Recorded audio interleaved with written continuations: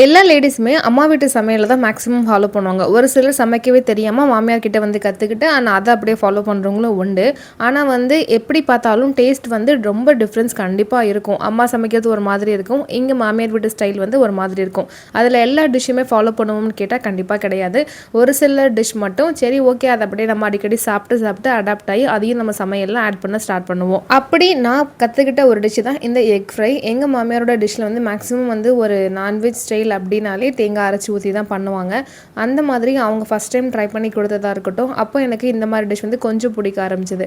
அதை அப்படியே கொஞ்சம் கொஞ்சமாக நானும் அடாப்ட் பண்ணி என் வீட்டு சமையலில் சேர்த்துக்க ஆரம்பிச்சிட்டேன். இந்த மாதிரி தேங்காய் அரைச்சி ஊற்றி பாயில் பண்ண எக்கை வச்சு ஒரு ஃப்ரை பண்ணிட்டோம் அப்படின்னா ரசம் கூட சாம்பார் சாதம் கூடலாம் நல்ல ஒரு காம்பினேஷனாக இருக்கும். ஸோ நீங்கள் இப்படி ட்ரை பண்ணுவீங்களா? உங்களுக்கு இந்த மாதிரி டேஸ்ட்லாம் பிடிக்குமா?